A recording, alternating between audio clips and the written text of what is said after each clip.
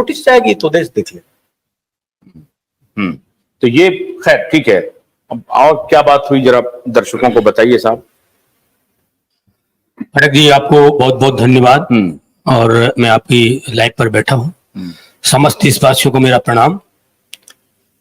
जनहित याचिका पीआईएल के संदर्भ में कल हमारी करीबन 5-6 अधिवक्ता के साथ मीटिंग हुआ था। 5-6 अधिवक्ता जी। अच्छा। और हर बिंदु पर बातचीत हुआ। जनहित याचिका तो लगेगी, उसके साथ में रेट पिटीशन भी लगेगी। अच्छा। जो उन्होंने हमको बताया। अच्छा।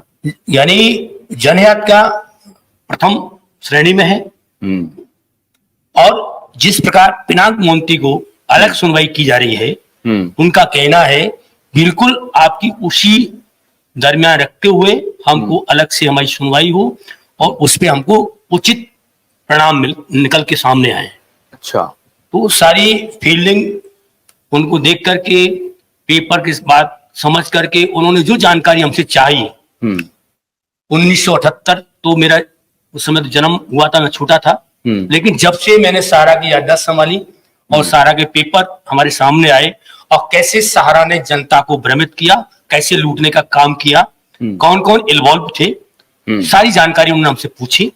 एडवाइजर से लेकर के कोर कमेटी तक, ब्रांच तक और बाबू से लेकर के डायरेक्टर तक सारी जानकारी हमने उनको साझा किया।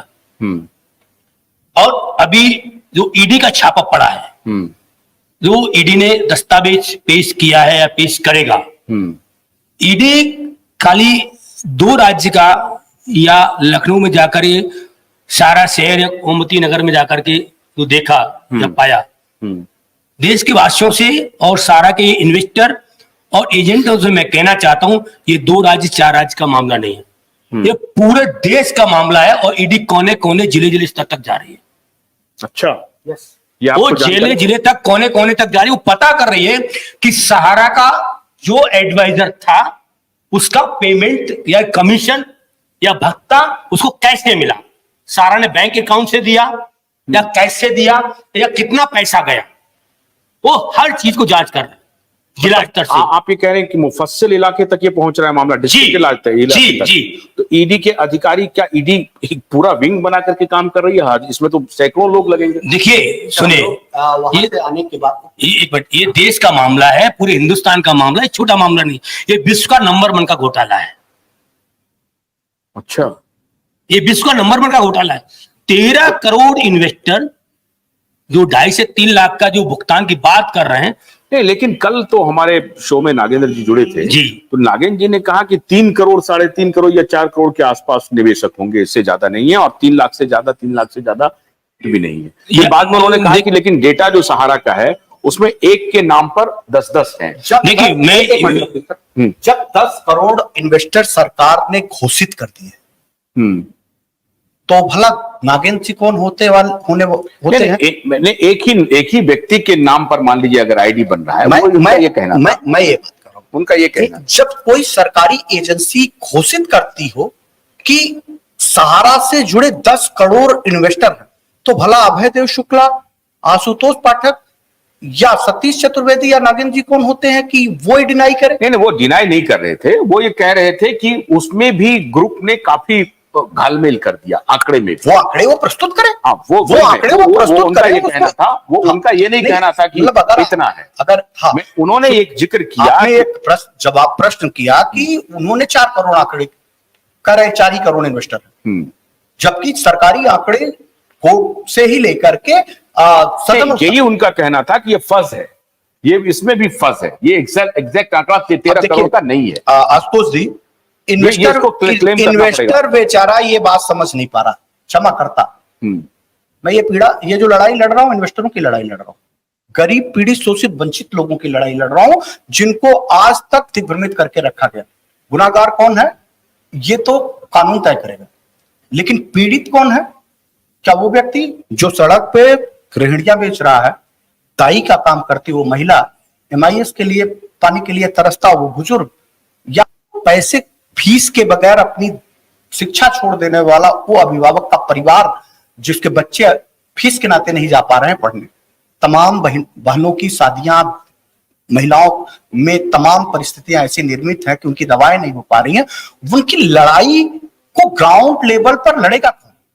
और उस भावना के साथ इस आंदोलन की नींव पड़ी थी। नहीं, तो आप ये कह रहे हैं कि ईडी के अधिकारी ये जांच करेंगे जाकर के कि कौन कौन लोग, इसका मतलब एजेंट भी आएंगे घेरे में? देखिए, कौन आएगा घेरे में, ये तो जांच का विषय है। मेरे कहने का मतलब है कि वो टॉप टू बॉटम जाएगा। टॉप टू बॉटम जाना, देखिए हम लोग जब वहां से निकले हैं, इसमें एजेंट का क्या दोष है? मैं बता रहा हूं, जब हम लोग वहां से निकले हैं, लगभग हमारी 4 से 5 घंटे की मुलाकात के बाद हम अपने वकीलों के बाद जब निकले हैं, तो हम ईडी और सीबीआई कार्यालय की तरफ भी गए थे।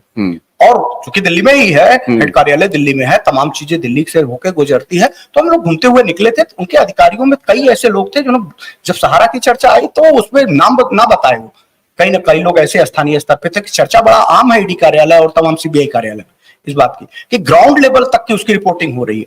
कहीं ना कहीं वो दायरे में वो लोग भी आएंगे जो लोग कहीं ना कहीं लोगों को गुमराह किए हैं।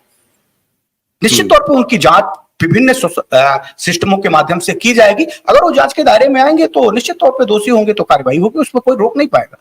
ये लड़ाई हमारे आपके रोकने से रुक नहीं पाएगी, क्योंकि ये लड़ाई तो देश की सबसे बड़ी लड़ाई मानी जाने वाली है आने वाले दिनों में, कि दुनिया में इतना बड़ा स्कैम ही नहीं हुआ है। और ये बात सरकार भी अच्छी तरीके से जान गई है। सरकार भी अच्छी तरीके से जानती है। शारदा स्कैम भी नहीं हुआ, निश्चित तौर पर स्कैम भी नहीं हुआ। नहीं, शारदा स्कैम पे और तमाम स्कैम का भी स्कैम हुआ, तमाम ऐसे स्कीमों पे पहले से इतनी बड़ी कार्रवाई और इतने बड़े जन आंदोलन आज तक नहीं हुए।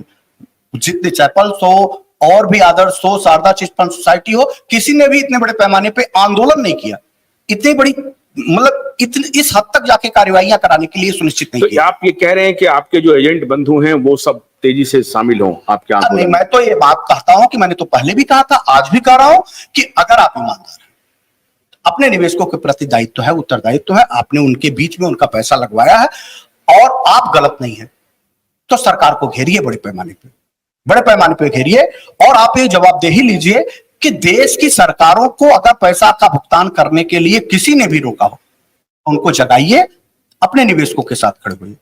अगर आप नहीं खड़े हो रहे तो ये निश्चित तौर पे समझा जा सकता है कि कहीं ना कहीं दोषी आप भी हैं।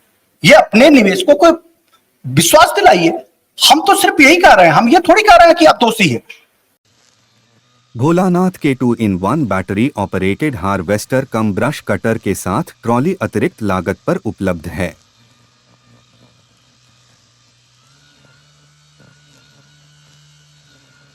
अधिक जानकारी के लिए कृपया दिए गए नंबर पर कॉल करें।